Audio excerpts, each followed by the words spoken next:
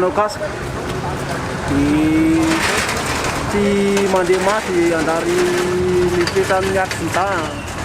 Arana zay mipetra tokony arana. Ny verina tokony hajaina angamba raha hampiasa lalana mpitondra moto dia ny casque aloha angamba priorité voalohany indrindra. Dia ankoatr'izay ny fanajana circulation, ny fahaizana code de la route. Respecter le code de la route et toutes les règles qui régissent la circulation n'est pourtant pas toujours évident quand on est sur un véhicule à deux roues. Surtout quand on a une petite moto du type cyclomoteur et qu'on n'a jamais fréquenté une moto-école pour apprendre le code de la route. À Madagascar, conduire les motocyclettes qui ont une puissance de moins de 50 cc ne nécessite pas de permis de conduire, ce qui amène sur la chaussée de nombreux usagers de véhicules à deux roues, maîtrisant à peine ou ignorant souvent le code de la route. Et généralement à l'origine des accidents de la circulation. Sur 153 accidents de circulation recensés dans la capitale en 2020, 135 impliquent des véhicules à deux roues et dont 21 ont été mortels. Pour la police, l'une des solutions, ce serait d'exiger le permis de conduire à tous les usagers de la chaussée.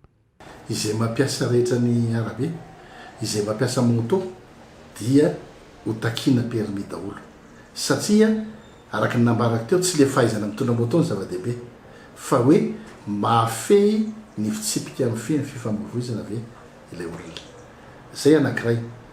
Ny faharoa manaraka an'izay raha ohatra ka mipetraka ilay lalàna hoe takina permis daholo dia any amin'ilay herin'le moto ndray sisa no hipetraka ny olona. Ka iny amin'ny fampiasana osoka. Raha vao marina tokoa fa osoka no ampiasainao dia tompona andraikitra ianao tsy maintsy hiala sasy. Pour l'instant, le permis A n'est exigé que pour les conducteurs des motos de plus de 125 cc.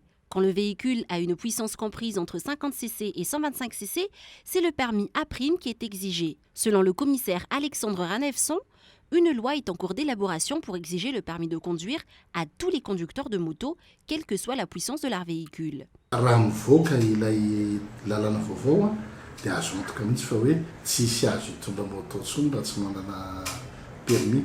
Izara te hanampy hoe te hanampy raha ny eritseritra tokony asiana numéro daholo ny moto rehetrarehetra.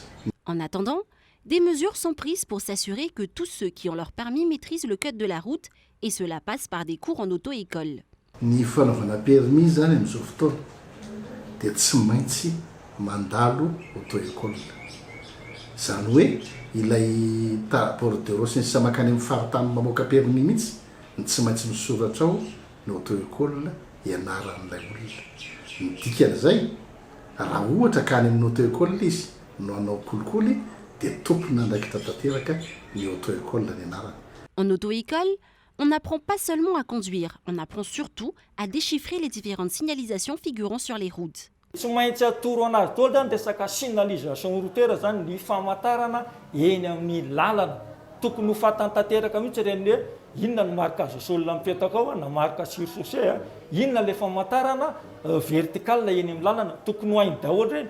Un motocycliste va même plus loin. Le code de la route ne doit pas seulement être connu des seuls usagers de la chaussée, ni des seuls conducteurs de moto. À partir de 49 cc miakatra, zany hoe raha vao zay zany anaty papier dia mila permis. Ny mpampiasa lalana rehetra tokony mahafantatra ny code de la route raha ny tena marina, raha ny tena marina tokony ampianarina any amin'ny école any amin'ny primaire dia afaka tokony raha zay tokony ho izy dia amin'izay mba anareo zany amin'izay mba rindra tsara ny fifamoivoizana.